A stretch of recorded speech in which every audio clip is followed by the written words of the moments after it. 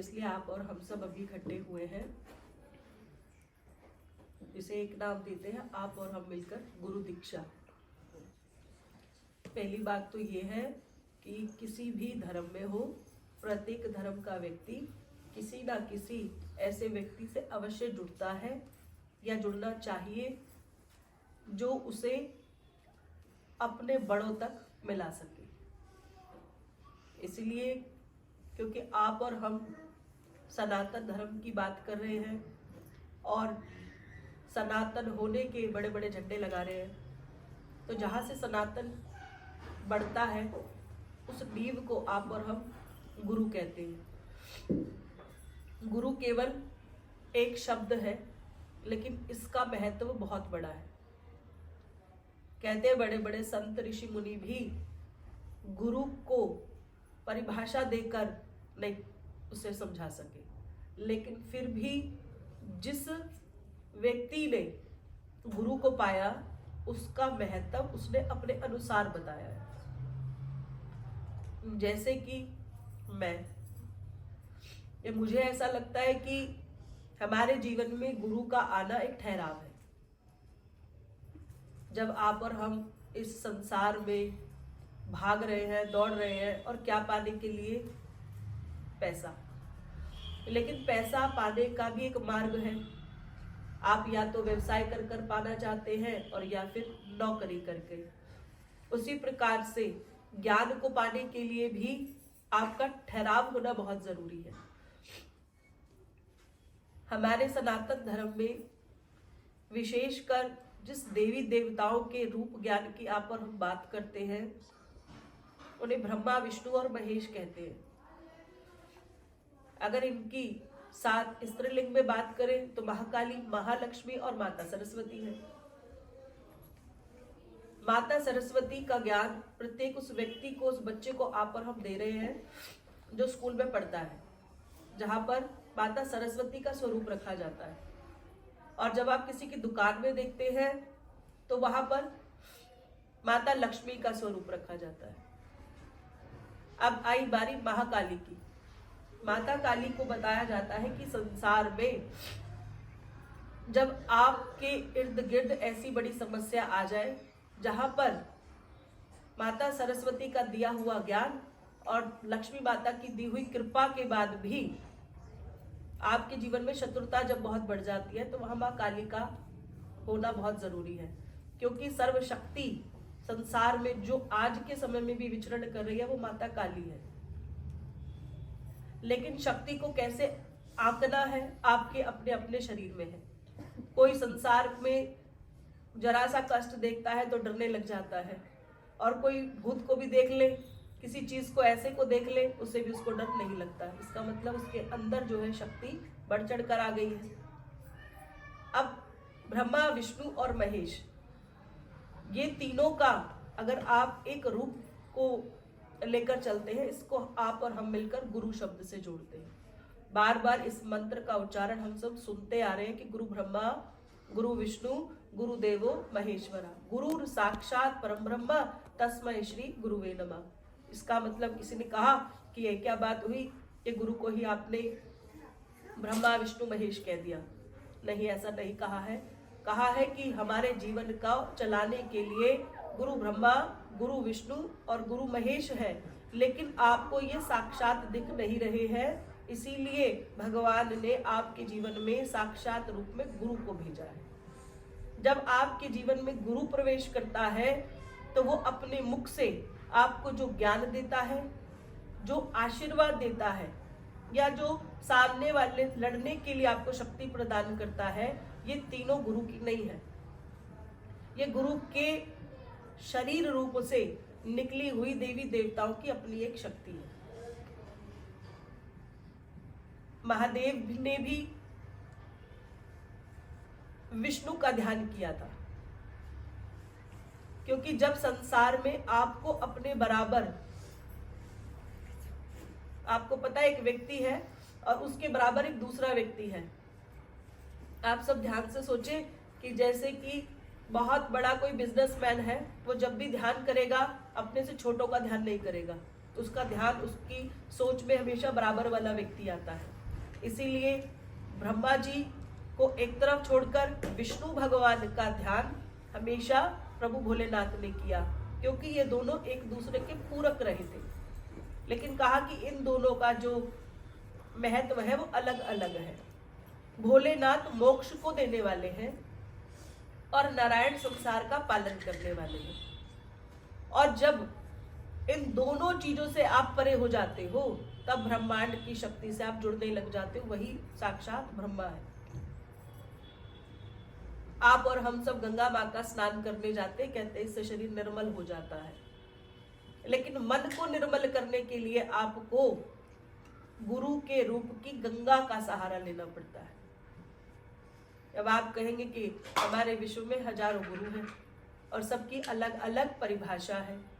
इसलिए अलग अलग परिभाषा है क्योंकि एक का गुरु जो था वो सत्य युग का था, और दूसरे का त्रेता का, फिर द्वापर युग, और आज आ गया कलयुग। जब सत्य युग में कर्म किया जाता था तो उस कर्म का फल 10 वर्षों के बाद मिलता था। यानी 10 साल जब आप एक काम करते थे तब आपको 2 रुपए की प्राप्ति होने लग जाती थी। और जैसे ही त्रेता युग आया तब आप उस काम को 10 दिन करते थे। फिर जब समय बदला तब 1 दिन आ गया। लेकिन आज कहते हैं कि अगर आप बड़ी ईमानदारी के साथ काम करें तो आप एक पल में 10 वर्षों का फल भोग सकते हैं, क्योंकि ये कलयुग का समय है। कलयुग में घोर कलयुग बढ़ रहा है। 4,32,000 वर्ष का कलयुग है और 5,000 वर्ष अभी पूरे भी नहीं हुए। लेकिन ईमानदारी से अपने हृदय पे हाथ रख के बताएं कि कितना घोर समय आ गया है। लेकिन ये आने वाला समय अच्छा नहीं और गंदा आएगा। आज के समय में माँ और पुत्र का भी संबंध जो है वो पवित्र नहीं बताया गया, क्योंकि ये क्या है, कलयुग। और इसको मैं अपनी भाषा में चंडाल युग भी कहती हूँ। लेकिन फिर भी कहा कि गुरु और शिष्य का जो संबंध है उसे आज भी भगवान कहते हैं कि अभी तक वो पवित्र है। अगर उसे आप गुरु को अपने माता पिता कहते हैं, यानी अगर वो आपको थप्पड़ लगा दे तो उस समय वो आपका पिता है। अगर वो आपको प्यार और दुलार से समझा रहा है तो गुरु आपकी माता है। क्योंकि शायद पिता को भय हो जाए कि आज मेरा बेटा बराबर हो गया, मैं सब कुछ न कहूं, लेकिन गुरु को इसका कोई डर नहीं होता। इसीलिए ये रिश्ता जो है बिना किसी स्वार्थ के चलने वाला रिश्ता है। बात ये कर रहे हैं कि आप और हमको किससे जुड़ना है। किसी ने मुझसे एक बार कहा था कि भगवान साक्षात दिखते हैं, या किसी ने बहुत प्रयास करा देखने का और उसे अब तक नहीं दिखे हैं, और उसने सारे के सारे उपाय भी कर लिए जो उसको साक्षात देखने के लिए जरूरी थे। आप सोचे कि भगवान कृष्ण को साक्षात देखने के बाद भी अर्जुन को तसल्ली नहीं हुई और उसको फिर भी भगवान को देखना है, क्योंकि उसको तो वो सारथी समझ रहे हैं। इनको लग रहा है शायद भगवान कोई और है।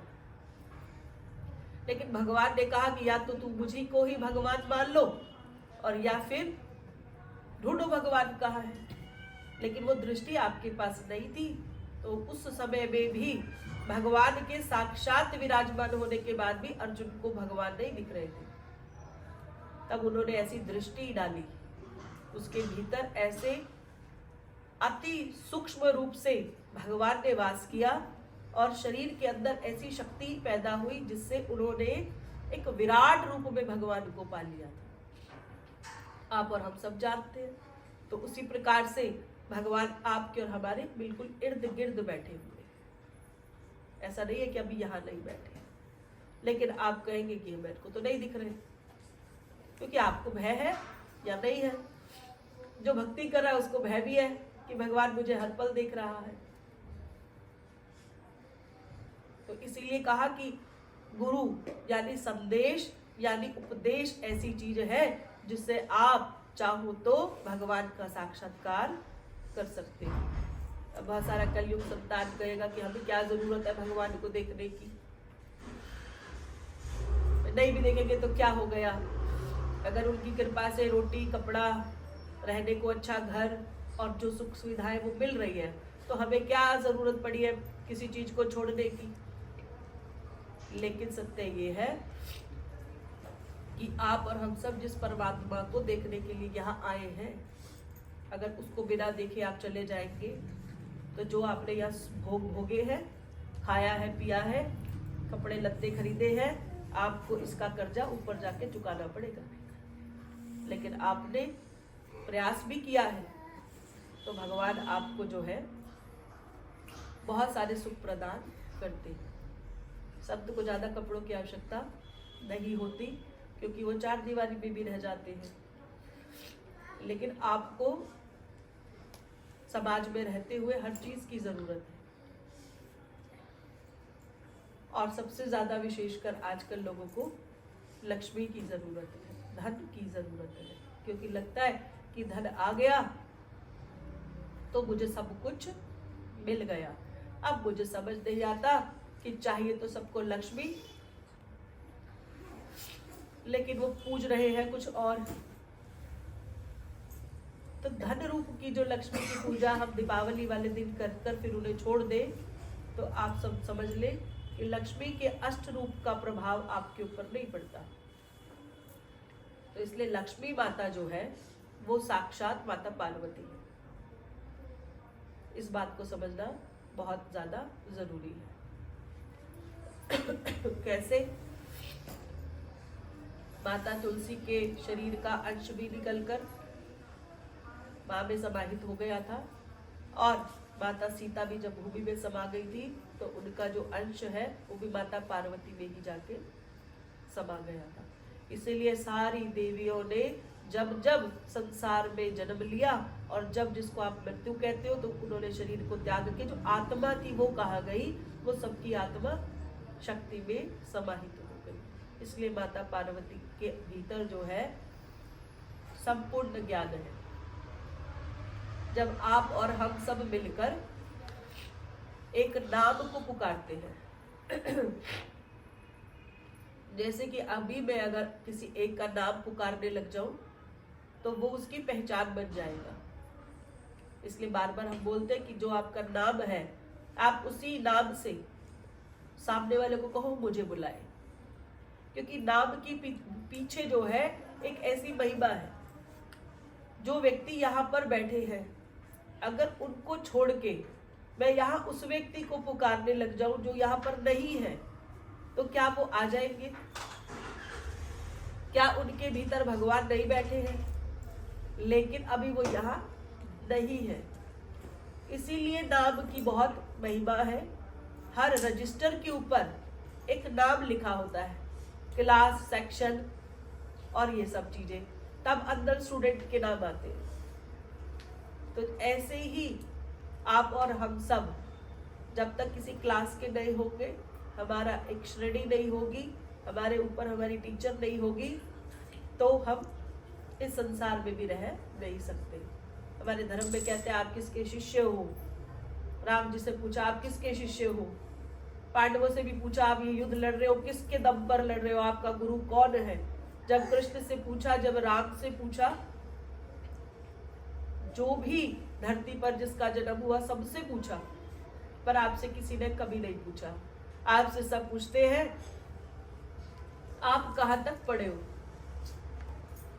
आपके पिता से पूछते आपने अपने बच्चे को क्या कराया है, कौन सा कोर्स करा रहे थे, और वो बढ़ चढ़ कर कहते हैं मैं डॉक्टर बना रहा हूँ इसको, या मैं इसको ये बना रहा हूँ। लेकिन सबको सनातन धर्म में कहते थे कौन सा गुरु है, जिसका जितना अच्छा गुरु, इसका मतलब ये जिंदगी में हार नहीं सकता। तो सबने क्या करा, शिक्षा तो दे दी लेकिन दीक्षा का काम रह गया। इसीलिए आज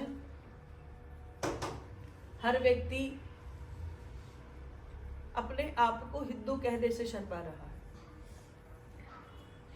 और बहुत सारे जन जो है इस बात को समझ ले कि आप हम सब मिलकर हिंदू है ना। तो जब आप हिंदुत्व के ज्ञान को बांट रहे हैं और अपने अंदर उतार रहे हैं, तो ये जो देवी देवताओं की शक्तियां हैं ये आपके अंग संग सहाय होने लग जाती है। जो गुरु मंत्र के रूप में मैं आपको प्रदान करने वाली हूँ उसके नियमों की बात कर लेते हैं।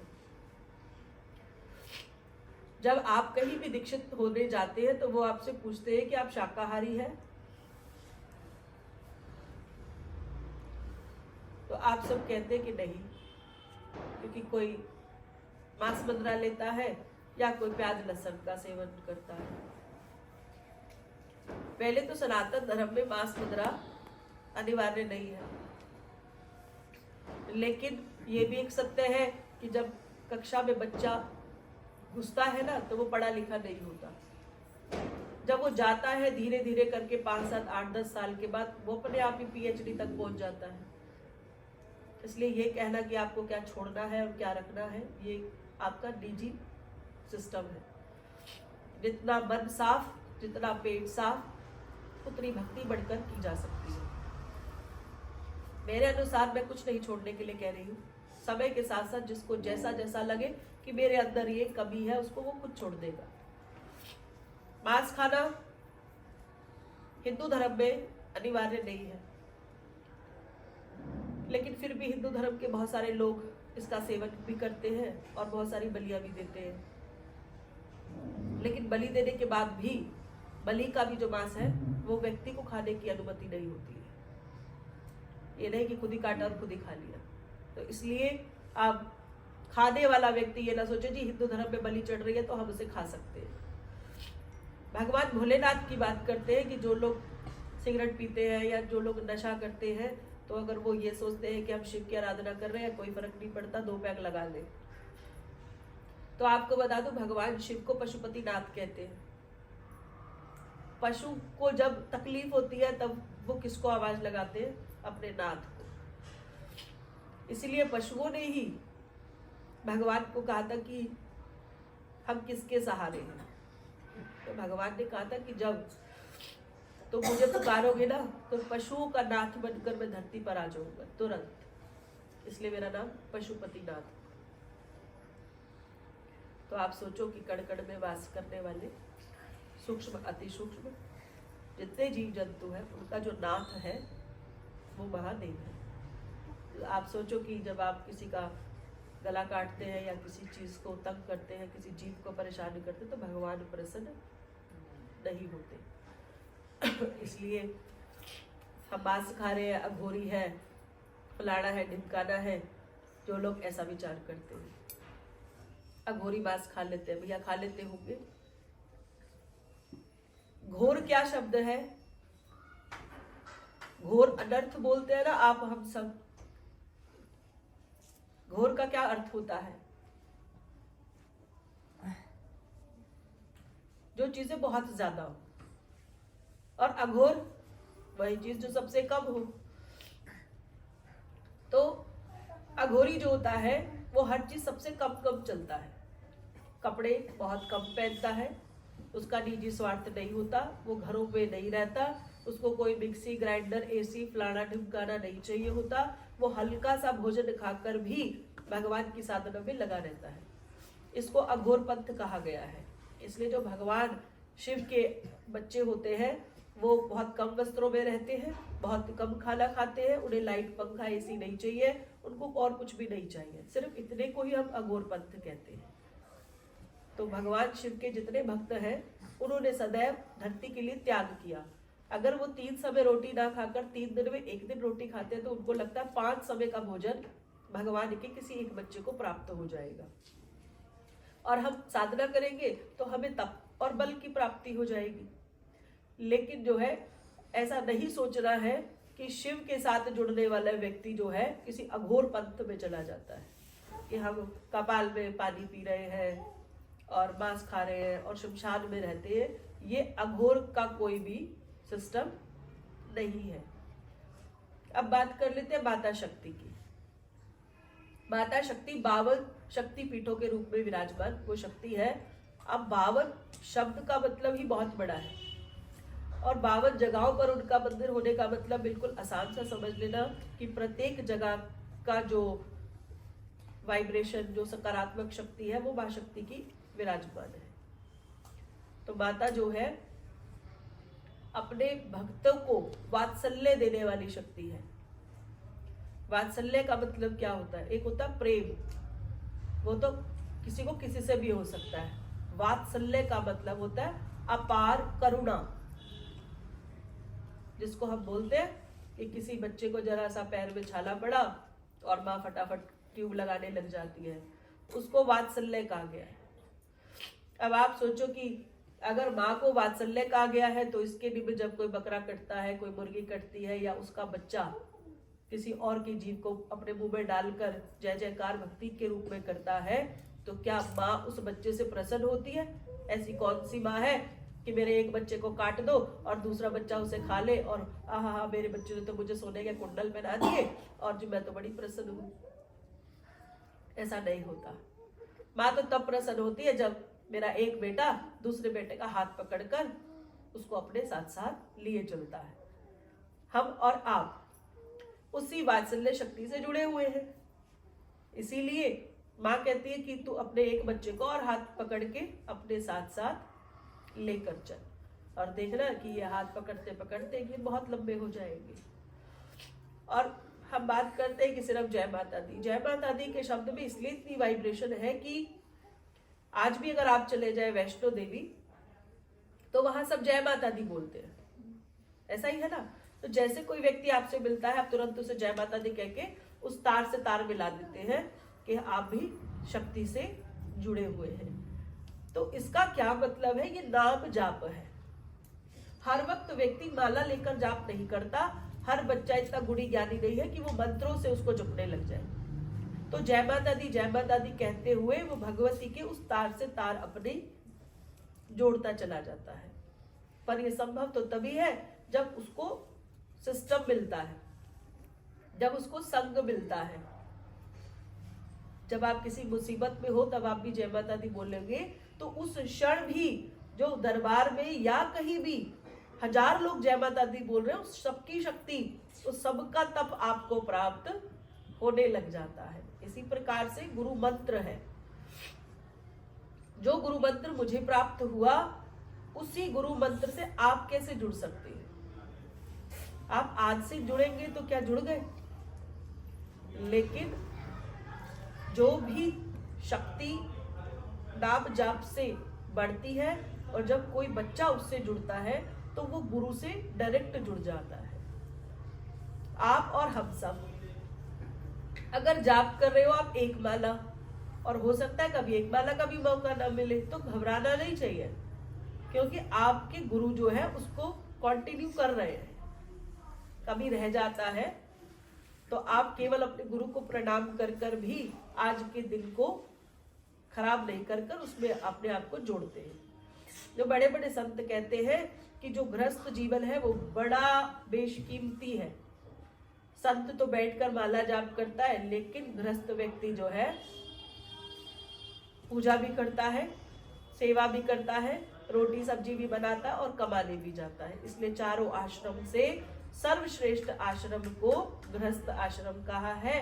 अगर गृहस्थ आश्रम न होता तो जो मेरे गुरु है उनकी माता ने उनका जन्म न कराया होता, तो ये कैसे संभव था कि हमें गुरु ज्ञान प्राप्त होता। इसीलिए गृहस्थ आश्रम में रहकर भी आप और हम सब उस दिव्य शक्ति के साथ जुड़ सकते हैं।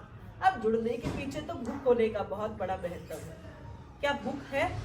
क्या समझना है कि हमने उसके साथ जुड़ना है? गुरु का बल गुरु का नहीं होता, सदैव शक्ति का बल होता है। आप भगवान को देख सकते हैं, लेकिन पहले आपको साकार करना पड़ेगा कि भगवान का मार्ग दिखाने वाली अगर कोई पुस्तक है, रामायण की किताब है, कोई पुराण है, कोई शक्ति है, तो आप उसे माथे से लगाते हैं, क्योंकि उसमें भगवान की चर्चा लिखी हुई है। पर जिस गुरु के हृदय में भगवान का वास हो जाता है, इसीलिए ही घर में गुरु का स्वरूप को लगाया जाता है। साकार और निराकार, द्वैत और अद्वैत। जब आप साकार रूप से ईश्वर की भक्ति करते हैं तब आप निराकार से जुड़ जाते हैं, और जब आप निराकार से जुड़ते हैं तो उसी में ही आपको साकार ईश्वर दिखने लग जाता है। अगर आप खाली चट्टान पर अभी बैठकर भक्ति करेंगे तो आपको वहां कुछ मिलेगा नहीं। आपकी जो आत्मा है ना वो उमड़ने लग जाएगी, कहेगी पता नहीं क्यों बैठा दिया यहाँ। लेकिन इसीलिए ये साकार शक्ति है, इसीलिए ज्योत है, इसीलिए ये धूप है जिसके गुलगुले आपके घर में उड़ते हैं, जिससे आपको तुरंत ऐसे लगता है कि अब जो समय है ये भक्ति का हो गया। जब ज्योत लगती है ना तो आप कहोगे थोड़ी देर टीवी को बंद कर दे, क्योंकि अभी यार भगवान को आप प्रणाम करने बैठ जाए। कोई लड़ भी रहा होगा, तेज आवाज में बोलेंगे थोड़ी देर रुक जा भाई, भगवान का समय है, अब अभी लड़ाई नहीं करनी। जब अखंड ज्योत जिस जगह पर जलने लग जाती है तो वहां बोले अब कब लड़ेंगे, तो अखंड ज्योत जल गई है। जब अखंड ज्योत हमारे हृदय में जल जाती है तब आपकी लड़ाई तुरंत बंद हो जाती है। लेकिन घर के अंदर जब ज्योति जगती है तो उसका प्रकाश जो है हम सबके जीवन में पड़ता है, और यही प्रकाश धीरे धीरे हमारे शरीर के अंदर इतनी ऊर्जा को पैदा करता है कि फिर आप ध्यान से देखेंगे तो चारों ओर आपको वही दिव्य शक्ति ज्योत रूप में दिखाई देने लग जाती है। इसलिए ज्योत को विशेष महत्व दिया गया है।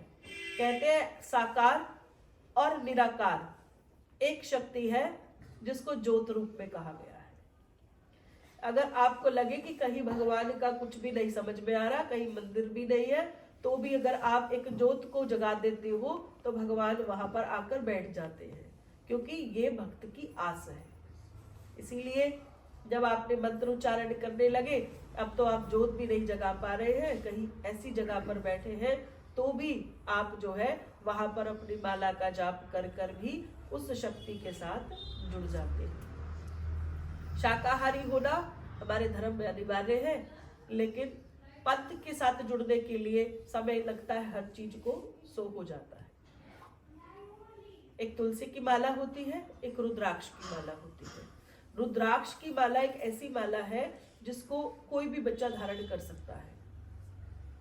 तुलसी की माला में बहुत सारे पाबंदियां हैं, लेकिन रुद्राक्ष की माला को जपते हुए उसको धारण भी कर सकते हैं।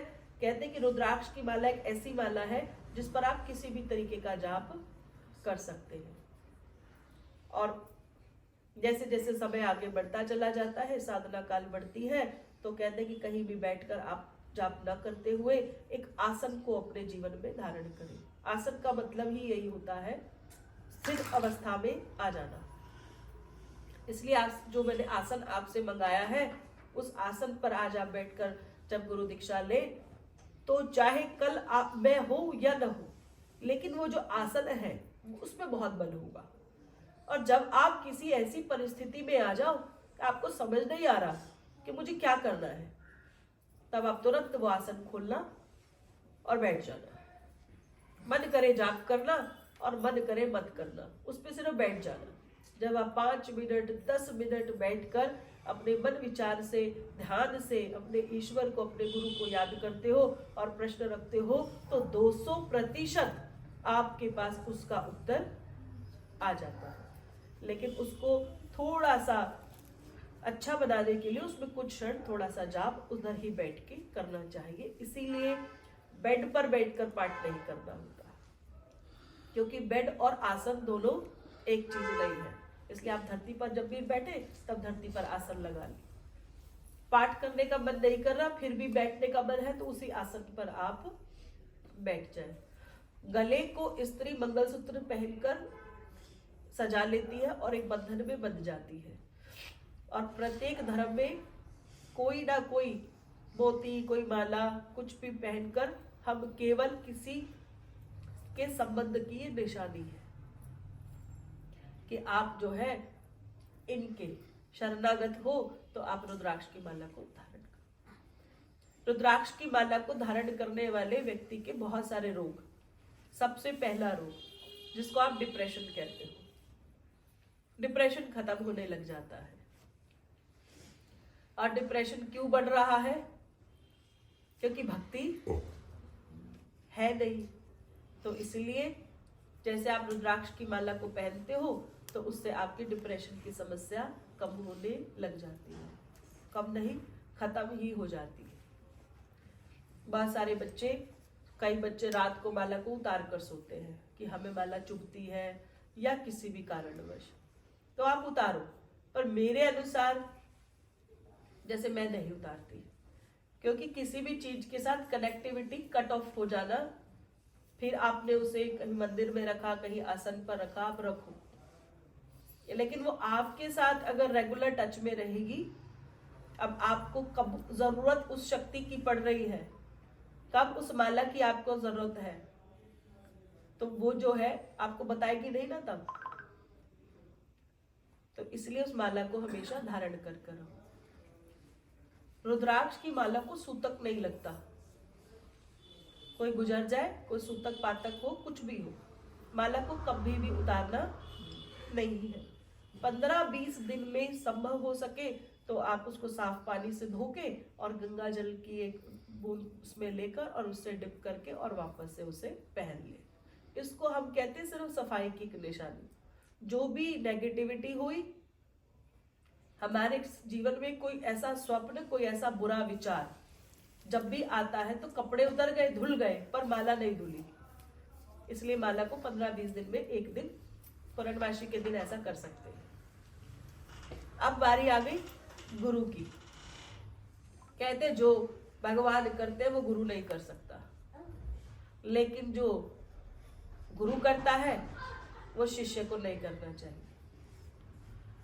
गुरु को भगवान ने जब मंत्र प्रदान किया या हमारे गुरुजनों के माध्यम से जब हमें मंत्र को प्राप्त किया, तो ये मंत्र नहीं है, ये आपके खजाने की चाबी है जो आप किसी को नहीं देना, यहां बैठकर भी नहीं देना। चाहे कोई गलत जप रहा है, चाहे कोई सही जप रहा है, कहते हैं पति पत्नी को भी मंत्र को शेयर नहीं करना चाहिए। बहुत सारे लोग बोलते हैं इनकी दुकान बंद हो जाएगी, एक ने बीसियों को दे दिया तो फिर ये क्या देगी। तो कहते हैं कि गुरु मंत्र जो है ये एक ऐसी शक्ति है, अगर आप इसे मुंह से जप कर किसी और को दे देते हैं तो आप अपना सब कुछ उसे दे देते हैं। जब गुरु की पूजा होती है तो चरणों पे फूल चढ़ाए जाते हैं। मुझे तो वो फूल कम और बिच्छू ज्यादा लगते हैं। क्यों? क्योंकि अब आप आज के बाद कुछ भी करोगे, अच्छा या बुरा, उसका परिणाम सबसे पहले गुरु को भोगना पड़ता है। इसीलिए असल में तो गुरु की पूजा वाली जो पद्धति है, गुरु चरण की सेवा, ध्यान मूलम गुरुर मूर्ति। जब आप ध्यान करने बैठते हैं तब आप भगवान के किसी रूप को अपने शरीर में उतार नहीं सकते, क्योंकि भोलेनाथ के हजारों रूप हैं। जैसे एक फोटो वो है, एक ये है, एक पीछे है, इस प्रकार से नक्शा तो आप समझ लोगे कि उन्होंने नाग धारण किया हुआ है, हाथ में त्रिशूल है, पर स्वरूप नहीं जान सकते। इसीलिए कहा गया ध्यान मूलम गुरुर मूर्ति। मेरी शक्ल तो एक ही है, या अन्य जो भी गुरु है उनकी एक ही शक्ल होती है। और पूजा मूलम गुरु पदम। आप किसी को भी गुरु धारण करें, आप ध्यान रखना, गुरु अगर आपको चरण की सेवा देगा, चरण पूजने की साल में एक बार भी अनुमति दे रहा है, तो शिष्य की पूजा गुरु पद से ही होती है। आप सोचे शक्ल किसी भी तरीके की आगे पीछे हो सकती है, लेकिन जो चरण है स्त्री और पुरुष की कोई खास बनावट में अंतर नहीं होता। कहते हैं गुरु स्त्री या पुरुष, गुरु केवल गुरु है। आत्मा एक ही रूप होती है, शरीर अलग अलग होते हैं। तो जो आप और हम कर रहे हैं वो है आज ध्यान पूर्ति। जब तक आपके ध्यान में कुछ नहीं आएगा तब तक आप पैरों की पूजा तक कभी पहुंच नहीं सकते। अभी लोग सोचते हैं कि हमने गुरु धारण करा, गुरु को पता ही नहीं है मेरा शिष्य कौन है। मैं कहीं बैठी थी तो उन्होंने बताया कि हम सब बैठे थे, किसी में भी तू कौन है? बोले जी मैं आपका शिष्य। बोले कब से? इतने साल से। तो गुरु को पता ही नहीं है कि ये मेरा शिष्य है। अच्छा, वो भीड़ में 500 लोगों के बीच में नाम दीक्षा हो गई, वो तो चलो ठीक है, हो गई, लेकिन अब गुरु को पता ही नहीं है मेरा शिष्य कौन है। तो इसीलिए कहते हैं आप जीवन काल में ऐसे गुरु को बनाओ जो गुरु आपको अपने 2 नेत्रों से भी और अपने ज्ञान चक्षु से भी आपको निरंतर देखता रहे, क्योंकि आपके पास कोई डर ही नहीं है, क्योंकि आपको गुरु को पता ही नहीं है। गुरु जी आपके मुंबई रहते हैं, आप कर्नाटक रहते हो, क्या कर रहे हो, कोई मतलब नहीं। और दुनियादारी में क्या होगा जी, ये तो माता जी से दीक्षा लेकर आया हुआ। अजी दीक्षा का क्या करना है जब तक आप उनके कहे हुए सिस्टम को समझ नहीं लेते। अब फोटो भी लगा दी गुरु जी की और साल में 1 दिन चले भी गए पूजा करने के लिए, पर आप उनके नियम को अपने जीवन में नहीं उतारोगे तो आपका कल्याण नहीं होता। इसलिए साल में 1 दिन जब आप गुरु पूजा पर आते हैं तब आपका मंत्र जो है वो पुनः जागृत होने लग जाता है। अगर आप सोचो अरे अब क्या करना है, ले तो दिया मंत्र, अब जपते रहो, पड़ा क्या जरूरत है हर वर्ग सेव के लिए ले जाकर टेंशन लेने की, वे मंत्र तो मिल ही गया। अब आपके मन में मात्र ये विचार आते ही आप ऐसे समझ लो कि आपने जो महायज्ञ रचाया हुआ था उसमें खुद ही जाकर 2 4 5 लोटे डाल दिए। अब अग्नि कहां से प्रज्वलित होगी? अब गुरु ने तो दे दिया पर आपका मंत्र काम नहीं करेगा, क्योंकि आपके मन में जो है गुरु के प्रति विचार खराब हो गए हैं। अब गुरु जो है 5 भूतत्वों से बना है। अग्नि के पास बैठकर जब यज्ञ करते हैं ना तो भी गुरु ही आपके साथ है। जब आप गंगा का स्नान करेंगे तो भी जल रूप में वो गुरु तत्व आपके साथ है, जो आपके शरीर में भी है 5 रूप में, और वो शरीर रूप में हमारे पास भी है। अब मूर्ति हो गई तो ध्यान मूलम गुरुर मूर्ति और पूजा मूलम गुरु पदम, मंत्र मूलम गुरुर वाक्यम। अब मंत्र तो ले लिया लेकिन गुरु के वाक्य को समझ नहीं रहे हैं, तो खाली मंत्र काम नहीं करता। जो गुरु का वाक्य है वही आपके जीवन का मूल मंत्र है। तो ये मूल मंत्र अर्थात जो मैं आपको मंत्र दे रही हूं ये तो सिर्फ जुड़ने के लिए दे रही हूं कि इससे जुड़ोगे तो आप मेरे साथ जुड़ गए। पर केवल मंत्र को जपते हुए आप अपना कल्याण नहीं कर सकते जब तक आप मेरे वाक्यों के साथ न जुड़े। आपका गुरु कह रहे कि किसी को तंग नहीं करना, आप चले हर रोज तंग कर रहे। आपके गुरु कह रहे हैं किसी की बुराई आपस में मत करो, पर आप कह रहे अरे गुरु जी का मंत्र कर रहे हैं, करे जाओ जो करना है। बहुत सारे आटे में इतना सा नमक चल जाएगा, लेकिन आटा इतना सा और नमक इतना सारा, और चले हम गुरु मंत्र करते हुए। तो जब नीति के विरुद्ध चले गए तो कल्याण आपका नहीं होगा। तो इसीलिए जो गुरु की पसंद है उसके अनुसार शिष्यों को चलना चाहिए। गुरु क्या कहता है आपको? गुरु कहता है कि आपके माता पिता जो है वो आपके घर के मुखिया है। आप केवल और केवल सुबह उठ के उनको प्रणाम अवश्य कर ले। उसके बाद जैसे आप घर से बाहर निकलते हैं आपको सूर्य भगवान दिखते हैं तो एक प्रणाम आप सूर्य भगवान को भी जरूर करें। अगर 5-7 दिन ना निकले तो हालत खराब हो जाती है, इसलिए सूर्य भगवान को प्रणाम करना है। जल चढ़ाए तो बहुत उत्तम है, पर कभी भी कोई समस्या हो, कहीं पे भी बैठे हो तो उन्हें प्रणाम जरूर कर ले। किसी भी फूल पत्ते पेड़ को तोड़ मरोड़ करने वाला काम नहीं करना। वो कैसे कि जैसे आपका क्या विचार होता है, आप कहीं जाते हो पत्ते को तोड़ने लग जाते हो, कोई बातें करता है तुलसी का पत्ता तोड़ दिया, आप बेवजह किसी चीज को छुए नहीं। आपका मन है कि लोटा उसमें पानी का चढ़ा ले, इससे क्या होता है हमसे जो है प्रकृति माता जो है हमसे प्रसन्न होती है। इसलिए मन करे कहीं फूल लगाए, कहीं मन करे पेड़ लगाए, पर बेवजह अपनी इच्छा अनुसार किसी भी चीज को तोड़े नहीं। कुत्ता पालना घर पर नहीं है, लेकिन संसार का प्रत्येक जीव जंतु को आप खूब भरपेट भोजन कराएं। अब व्यवसाय अच्छा होगा इसलिए कबूतर को खाना दें, गाय की सेवा इसलिए करें व्यवसाय अच्छा हो जाएगा, इस विचारों में नहीं पड़ना। बस आपका जब मन करे, जहां आपको ठीक लगे, किसी भी जीव जंतु को भोजन अवश्य कराएं। मांगे केवल एक ही जगह से। अगर जगह जगह से मांग लिया तो जीवन बड़ा कष्टदायी हो जाता है। दो माएं बैठी है और दोनों ही बच्चे को दूध पिला सकती है, लेकिन जब बच्चा जोर जोर से रोने लगा तब पता चला कि असली माँ कौन सी है। उसने फटाक से गोदी उठाया, अपने बच्चे को ले गई, क्योंकि वो उसकी सगी माँ थी। इसीलिए जब आप दहाड़े मारते हो, कहीं बैठते हो, कहीं हमारी गाड़ी मिल जाए, हमें बंगला मिल जाए, आप दूसरी जगह पर बैठे हो तो उसे दर्द नहीं आता, वो तो आप पर मजाक उड़ा रहा है, अच्छा सा ये भी दुखी है। लेकिन आपका दुख केवल वही समझता है जो आपका जिसके साथ रिश्ता होता है। इसीलिए ऐसा नहीं कि आप कहीं भी जाए तो सोचो वहीं पर ऐसे झोली फैला, आप कहीं जाओ पर हर जगह झोली नहीं फैलानी है। अब क्यों नहीं फैलानी है? क्योंकि आपका वहां से कोई संबंध नहीं है। संबंध कहां से है? संबंध है आपका कुल से। आपके बड़े बूढ़े, आपके इष्ट और आपके कुल देवी देवता, इन सब का ध्यान करना बड़ा जरूरी है। आपके कुल के देवी देवता कौन है मुझे नहीं पता, लेकिन आपको इतना तो पता है कि आपकी एक घर में माँ थी, आपकी एक दादी भी थी, जो अब नहीं है, वो थे तो सही ना, तो वो आपके कुल के लोग हैं, इसलिए उन्हें हमेशा याद करें।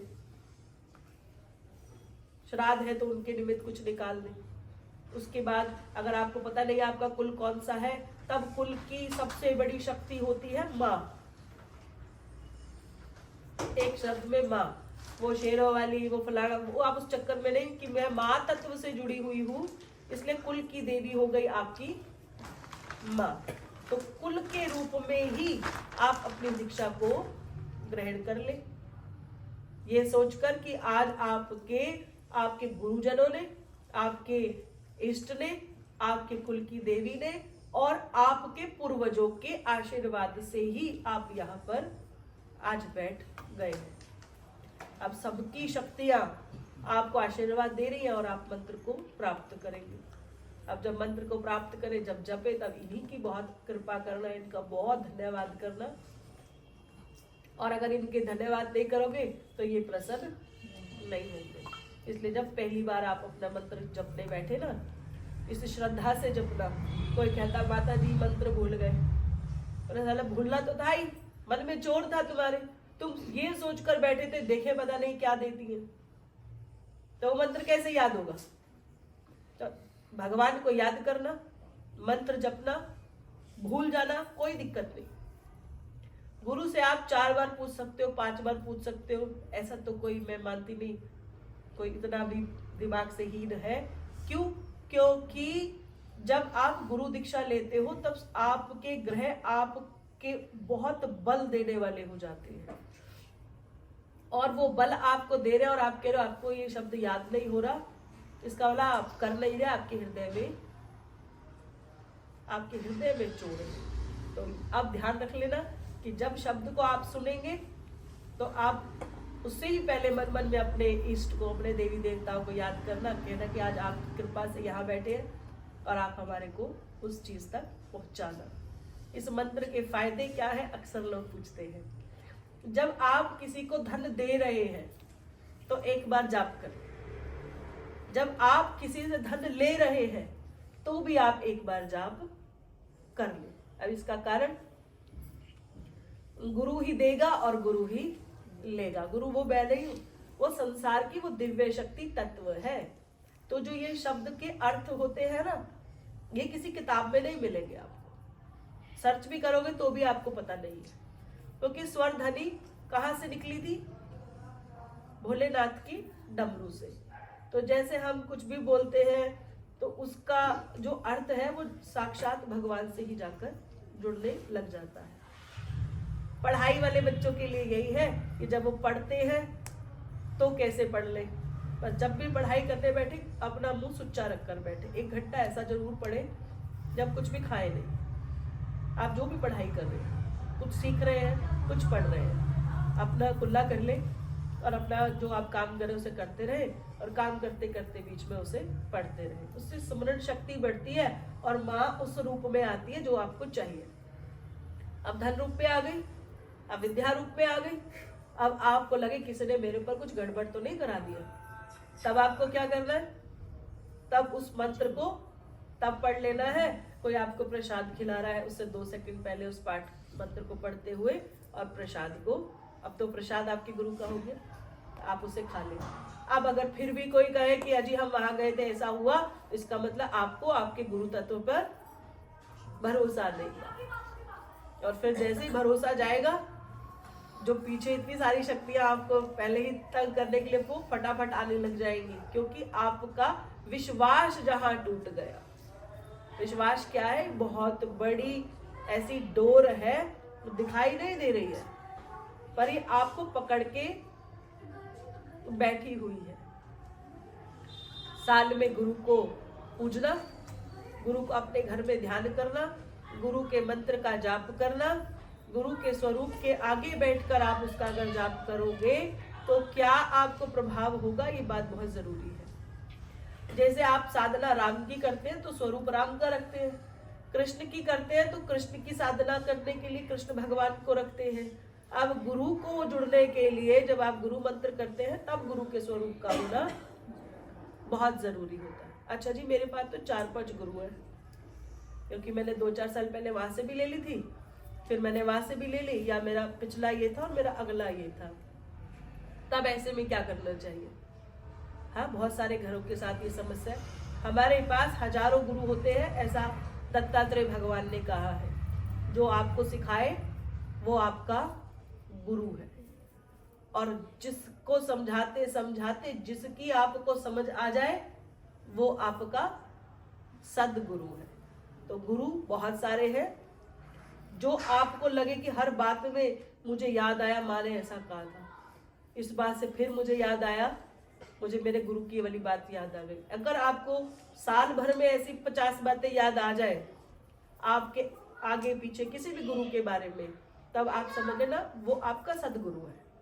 इसलिए किसी और के गुरु की निंदा नहीं करनी, बोला हमारे तो ऐसे है तुम्हारे ऐसे नहीं, क्योंकि निंदा करते ही गुरु तत्व का नाश होने लग जाता है। अब गुरु का प्रणाम, गुरु तो आपको हर रोज प्रणाम करते, क्यों? क्योंकि मेरा मंत्र अब आपके पास आ गया, मेरे गुरु ने मुझे कुछ दिया तो मैं आपको प्रणाम ही करूंगी। अब आप भी उनसे जुड़ जाएंगे। अब आप गलत करेंगे, आप सही करेंगे, मैं हर पल ये प्रयास करूंगी कि आपकी गलती का भुगतान आपको न करना पड़े। लेकिन कब तक? एक समय तो ऐसा आएगा कि भगवान कहेगा अब इसे भोग भोगने दो। तो इसलिए गुरु तत्व जो है, मैं तत्व क्यों कह रही हूँ, तत्व इसलिए कह रही हूँ क्योंकि जैसे जल तत्व होता है, सूर्य एक तत्व है जिसको देख तो रहे हो आप, पर गर्मी को आप उसकी गर्मी को नहीं देख सकते, उसको तत्व कहा गया। गुरु तो आपको दिख रहा है, पर गुरु की ब्लेसिंग आपके पास कैसे रूप में आ रही है वो आपको, तो उसको कैसे फील करते हो आप?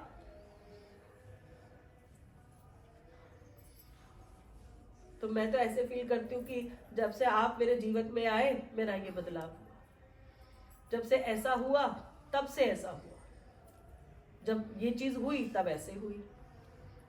समझने का तो सिर्फ एक नजरिया, फील करने का हमारे पास यही एक नजरिया है कि जब से मैं इस रूप से आपके साथ जुड़ी हूं तो मुझे क्या प्राप्ति हुई। अब कोई धन से जुड़ेगा और कोई किसी रूप से जुड़ेगा। मुझे ऐसा लगता है जब व्यक्ति तत्वों में परिवर्तन आ जाए कि पहले मैं ऐसी थी और अब मैं ऐसी हूं, तब समझ लेना कि असल में गुरु का प्रभाव आपके ऊपर आने लग गया है। जैसे कोई बड़ा गुस्सा करता है, अब वो ठीक हो गया, अब लगे मैं पहले ऐसा था, अब जब से ऐसा हुआ तो मुझे ऐसा होने लग गया, अच्छे वाला प्रभाव। तो आप समझना कि गुरु की जो माला जाप आप कर रहे हैं वो अब आपके पास काम करने लग गया है। एक तरीका और भी होता है, गुरु के स्वभाव जो है वो आप में प्रकट होने लग जाएगा, और जैसे जैसे गुरु का स्वभाव आप में प्रकट होने लग गया तो फिर आप समझना कि आपके अंदर की जो चीजें हैं वो बहुत अच्छे से बदल चुकी है। देखो लाइट आ गई, क्योंकि आज वार क्या है? रविवार है। असल में अंग्रेजों ने तो सोमवार को पहला बताया था, लेकिन हमारे हिंदू धर्म में सूर्य भगवान का जो वार है वो प्रथम वार होता है। ठीक है, तो हम लोग अच्छे सोमवार से काम शुरू करेंगे। वो तो करोगे ही, क्योंकि स्कूल बंद है, कॉलेज बंद है, दुकान बंद है, तो सिस्टम कैसा हो गया कि सोमवार से हो गया। लेकिन रविवार जो है सूर्य का वार होता है, और सूर्य का वार जो है जब सूर्य प्रकट आपके जीवन काल में होगा तब आपके भीतर जो है चीजें अच्छी होने लग जाएंगी। जैसे कि आपने पीले कपड़े पहने हैं, उस बच्चे ने पीले कपड़े पहने हैं, या आपने भी कुछ समथिंग पीला पहना है, क्योंकि सूर्य का प्रकाश जो है वो पीला हो जाता है। तो जैसे भगवान सूर्य है आपके जीवन में, ऐसे ही गुरु होता है। अब ईसाई का गुरु आपको शिव से नहीं मिलाएगा, या अन्य कोई है वो कहेगा कि नहीं है। जैसे मैंने कई जगह देखा कि आपके गुरु किसकी पूजा करते हैं, बोलते हमारे गुरुजी किसी की पूजा नहीं करते, हमारे गुरुजी स्वयं भगवान है। तो अगर आप किसी ऐसी पद्धति से जुड़े तो वहां से नहीं जुड़ना। गुरु हमेशा अपने इष्ट की आराधना करता है, तो आपको पता होना चाहिए कि आपका गुरु शिव और शक्ति की आराधना करता है। और जितने देवी देवताओं को वो साथ साथ पूज रहा है, वो इसलिए पूज रहा है क्योंकि उसे हर हाल में शिव को ही प्रसन्न करना है ना। माता पिता को प्रसन्न करने का मतलब ये नहीं कि आपके गुरुजी आ जाए तो आप कहो जी पहले मैं अपनी माँ के टांगे दबाऊंगा, इसको तेल लगाऊंगा तो आप प्रसन्न हो जाए। तो भगवान भी यही कहते हैं कि मेरे साथ साथ रहकर सारे संसार में सबको सम्मान देने का जो कर्तव्य निभाता है वो असल में गुरु को जीत लेता है। कि जब कोई कहे कि अच्छा माता जी ये आपकी बेटी है, बड़ी अच्छी है, इसको तो हम कुछ भी कह दें, तो अच्छा जी करा तो कुछ नहीं, कोई इसने किसी खीर पूड़ी तो खिलाई नहीं, लेकिन इसने अपने व्यवहार से किसी को जीत लिया। तो ये सारा सिस्टम जो है तभी जागृत होता है जब आप गुरु के साथ जुड़ने लग जाते हैं। फिर भी कोई ऐसा प्रश्न जुड़ते समय तो तुम्हारे मन में पिछला कोई चल रहा हो तो आप उससे कर सकते हो कि हमने पहले गुरु लिया, समझ नहीं आया, या क्या एक गुरु दूसरे गुरु के साथ जोड़ना क्या पहले गुरु की का अपमान है? नहीं है। इसलिए नहीं होता क्योंकि जब आप PP1 में जाते हैं ना तब या PP3 में आते हैं, फिर आप PP3 में जाते हैं तो फिर आप फर्स्ट में आ जाते हैं। तो मेरा ऐसा मानना है कि जैसे आप किसी एक की आराधना करते रहते हैं, जब आप उसमें परिपक्व हो जाते हैं तो भगवान आपको आगे ट्रांसफर कर देते हैं। अब सारी जिंदगी ABCD थोड़ी नहीं पढ़ोगे, कभी सेंटेंस बनाना सीखोगे। इसका एक उदाहरण ऐसे भी आप दे सकते हो, जैसे कि आप आजकल बड़ा कई बाबाओं का विचार करते हो तो प्रेमानंद जी की कई वीडियो सब सुन रहे हैं, जिनमें सारी जिंदगी काशी रहे, सारी जिंदगी गंगा तट पे रहे, ऐसे ऐसे करते करते आखिर में सुख ढूंढने लगे। और कहाँ मिला सुख? वृंदावन या बरसाना, जहां भी वो रहते हैं। मैंने उनको कभी ऐसे मिला ही नहीं। अब सोचेंगे जी क्या वो गलत थे? नहीं, शिव भगवान ने इतनी कृपा की, उन्होंने एक ऐसा मार्ग निकाल दिया कि सारी जिंदगी तुमने तट पर बैठ के ठंडे पानी से स्नान करके साधना तपस्या जो भी किया, अब जो है उस तप का जो आनंद लेने का समय है उनको वृंदावन बिठा दिया। ऐसे ही जब आप एक गुरु की शरण में जाते हैं, आपकी कितनी उम्र है? मतलब 50 साल है, 30 साल तो बीत गए, अब 20 साल केवल मोक्ष है। तो आपको अपनी उम्र नहीं पता, कहीं आप भूल में रह जाओ। आप मुझे मेरी नहीं पता तो आपको भी अपनी नहीं पता है। तो ऐसा नहीं सोचना कि पिछले गुरु को हमने छोड़ दिया। गुरु ही हमें ये प्रेरणा देते हैं, तभी हम अगले मार्ग की ओर चलने लग जाते हैं। भोलेनाथ और महामाई तक पहुंचना भक्ति मार्ग में बहुत मुश्किल है, लेकिन मेरे को बड़ी खुशी है कि जो छोटे उम्र के बच्चे हैं अगर वो अब से चलने लग जाएंगे तो बहुत जल्दी वहां तक पहुंच जाएंगे, और बहुत जल्दी पहुंचने के बाद अपने मन की बात खुद बताने लग जाएंगे कि हमारे साथ ऐसा ऐसा हुआ। अब जिसकी उम्र है 40 साल, जिसकी उम्र है 50 साल, जिसकी उम्र है 60 साल, तो वो नहीं कर सकता। कारण क्योंकि उसके घुटने में दर्द है, कारण उसकी कमर की हड्डी खराब हो गई है, आंखों से दिखना हल्का हो गया है, मन रोगी हो गया है। तो ये काम किसका होता है? जवान व्यक्ति का, जो अपना सवेरे उठ जाएगा, मंदिर भी चला जाएगा, अपने घर की लाइटें भी जला देगा, जोत बत्ती भी कर देगा, फटाफट देवी देवताओं का भोग प्रसाद भी बना देगा, लगा देगा। अब बुढ़ापे वाला आदमी तो बेड पे लेटा लेटा कहेगा हे भगवान जी यही से ही ले लो। भगवान बोले कि चाय तो तूने रखी नहीं, कहाँ से ले लूं भाई? इसीलिए हम अपने बच्चों को इस कार्य को सौंपते हैं, कोई एक तो करेगा ना। इसलिए जवान रहकर ही आप इस काम को कर सकते हैं। आप सोचिए बुढ़ापे में आप उठ कर करने लग जाएंगे, कर सकते हैं। कौन? जो बचपन से कर रहा है, उसे तो डर हो जाएगा अपने माता पिता और सास ससुर की तरह, भैया चाय तो दी नहीं उनको तो मुझे उठना ही है, होता है ना, अंदर से ऐसे ऐसे होने लग जाता है। तो ऐसे ऐसे ही होने लग जाता है जब बचपन से आप कुछ कर रहे हो और आपने उस दिन नहीं किया, तो उस व्यक्ति की गति न हो, ये हो नहीं सकता। अब अंतिम बात कि आप गति तक क्यों जाएंगे? गति तक आप इसलिए जाएंगे क्योंकि ये आपके जन्म का उद्देश्य है।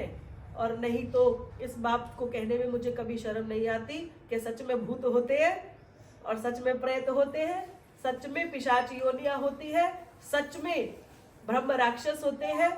जो आप जिनको सुन रहे हैं उन्हीं की टोलियों में आप तब वास करेंगे और फिर आपको एक बार भगवान याद दिलाएगा कि तुझे पीछे कहा था और तूने पढ़े लिखे होने के बाद इसको स्वीकार नहीं किया। सभी को प्यार भरी। जो आपको चादर मैंने आपसे मंगाई है उसका उद्देश्य है, उस चादर को ओढ़कर ही मंत्र दिया जाता है। कहता है कि अब तू और मैं, या तेरी आत्मा है और या फिर मेरी आत्मा। इसीलिए मंत्र को बड़े ध्यान से सुनना है। मंत्र जो है 6 अक्षरों का मिलकर बना हुआ होता है। जो पहले 3 अक्षर है वो बहुत ही विशेष है। माला को पूरी करने के चक्कर में उसे जल्दी जल्दी नहीं पढ़ना, चाहे आप आधी माला करो, पर हर माला के उस शब्द के साथ धैर्य को बनाकर रखो। साधना धैर्य मांगती है, तो जब आप उस पहले 3 अक्षरों को पढ़े तब बड़े धैर्य के साथ पढ़े, सहज भाव के साथ पढ़े। अंतिम 3 आप जल्दी जल्दी कर सकते हैं, पहले 3 जो है वो बिल्कुल गलत नहीं बोलना। ये धन को भी आकर्षित करती है और आपके जीवन की बुराइयों को काटने का भी बहुत बड़ा काम करती है। जैसे जैसे कटेंगी आप मुझे मत बताना, अपने पास इसे रखना। मंत्र एक के भूल जाने पर दोबारा उसे आप नहीं देंगे, इस बात का बड़ा ध्यान रखना है, नहीं तो मंत्र आपका खंडित हो जाएगा। इसलिए नहीं कि मेरे को तो आसान है, तू आपस में दे दो और मेरा काम खत्म, मैंने तो एक बार मैं सरसरी तौर पर दे दूंगी। इस मंत्र को कहीं लिखना नहीं है, याद करो आराम आराम से, बिना लिखे, आपके लिए बड़ा उपयोगी है। नारियल जो होता है इसको हम श्रीफल कहते हैं। नारियल जो है आपके सिर के रूप में बताया जाता है। तो आज जब आप मुझे नारियल दे रहे हैं तो मैं कितना ही खा लूंगी। इसका अर्थ ये है कि आज आपने अपना शीश जो है अपने गुरु को दे दिया है। अब एक शीश तो मुझे दे दिया, अब धड़ लेकर कहां कहां घूमोगे। बिना धड़ के तो आपको कोई नहीं पहचानेगा, आपकी शक्ल ही तो आपकी पहचान है। और आज से वो जो है आप मुझे देकर जा रहे हो और बदले में मैं आपको अपनी पहचान दे दूंगी। बड़ा मुश्किल है। जब मेरे को भी पहली बार गुरु की प्राप्ति हुई थी और आज भी मैं आंख बंद करती तो मुझे वो बड़े स्वाभाविक रूप से दिखाई देते हैं। अब ऐसा नहीं समझना कि भाई हम भगवान की आराधना करते करते गुरु तक क्यों मुड़ गए, क्योंकि कहते हैं कि पूरा फार्म होता है ना, उसे पूरा ही भरना पड़ता है। नाम, सरनेम, ब्लड ग्रुप सब कुछ भरना पड़ेगा। एक नहीं भरोगे तो सरकार भी आपका फार्म वापस कर देती है, क्योंकि पूरा भरा हुआ नहीं है। तो पहला कॉलम आपका है, आपका नाम, तो साथ साथ आपके माता पिता का नाम, साथ साथ आप विवाहित हो या नहीं, लेकिन आपका गुरु का नाम भी उतना ही जरूरी है। तो आपके गुरु का नाम, कुछ ने पूछा जी दीक्षा ले गए तभी भी नहीं पता नाम क्या है। गुरु का नाम है अंजनी। अच्छा जी, देवा क्यों लगाया जाता है?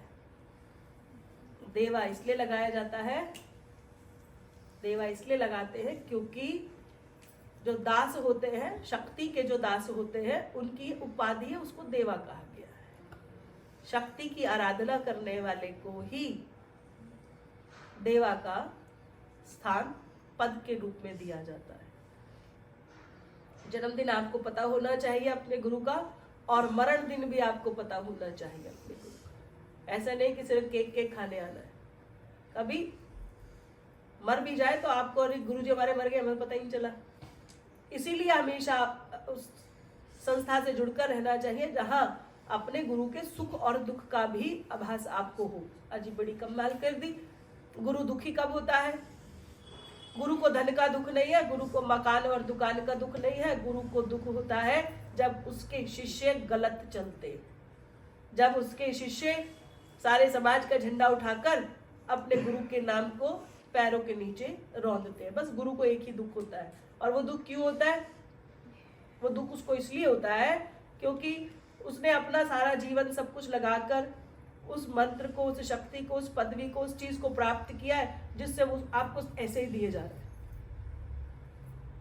अब उस मंत्र के अगर कहीं अपमान होता है तो गुरु को तकलीफ होती है। और गुरु की तकलीफ को तकलीफ मत समझना, सब कुछ सर्वनाश हो जाता है। इसलिए ऐसा नहीं कि कहीं बैठे हैं, ढक्कन खुले हुए हैं और आप वीडियो बनाकर समाज में वायरल कर रहे हैं। एक तो आपने पी, चलो 2-4 साल में छोड़ दोगे, लेकिन एक आपने उसको पीकर उसको समाज में दिखाया। एक तो आपने लड़ाई की घर के अंदर, चलो कोई बात नहीं, लड़ लिए। एक आप डंडा लेकर समाज के बीच में खड़े हो गए। ट्रेन में जा रहे हैं, गले में रुद्राक्ष की माला है और चले माँ बहन की गाली देने। इन सब चीजों से गुरु को आघात भी होता है और गुरु के बल को कमजोरी आ जाती है। तो गुरु बीमार नहीं होता। गुरु बीमार तब होता है जब कोई शिष्य कहीं ना कहीं वो कर रहा है जो असंभव है, जो नहीं होना चाहिए था। अंतिम बात, हर बच्चा विवाहित है। पति पत्नी के प्रति प्रेम और पति पत्नी के प्रति विश्वास भी गुरु को दर्शाता है। मान लो किसी ने गुरु दीक्षा ले ली और 2-4 साल में दोनों की आपस में लड़ाई होगी। कारण क्या बना जी?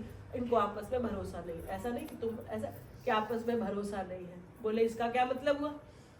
इसका मतलब आपने गुरु की शक्ति को समझा नहीं।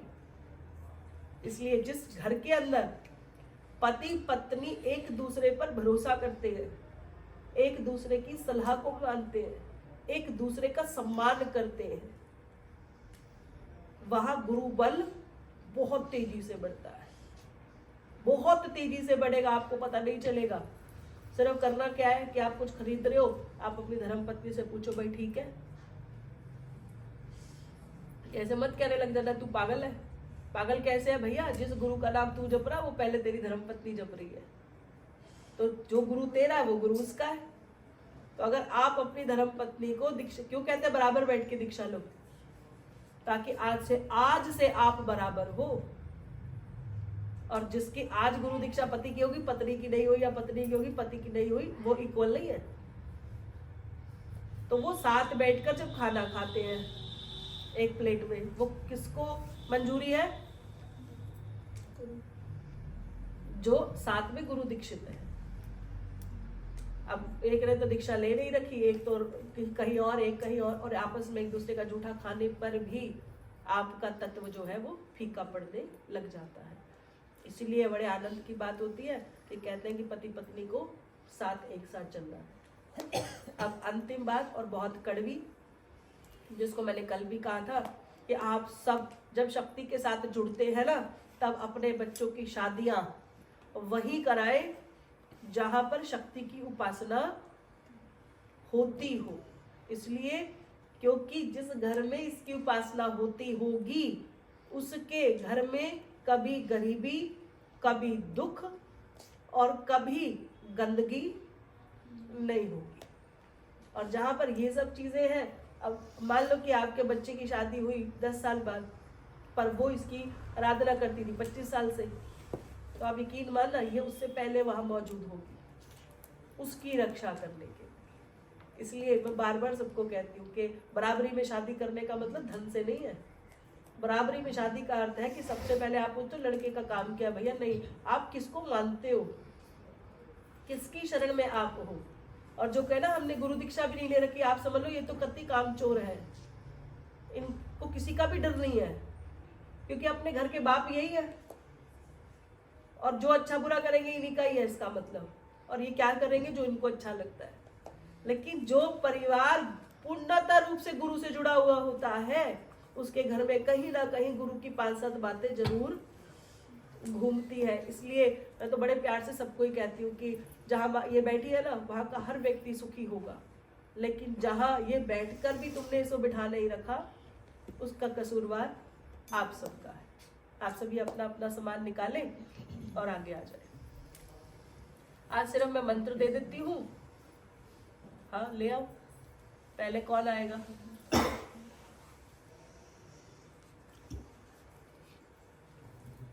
इतना मत सोचो,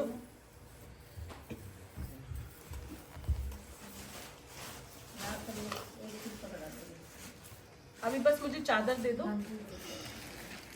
और आप भी अपना अपनी अपनी चादर लाए हो तो खोल लो, आसन बिछाओ, खोलो और बैठो। आराम से बैठो।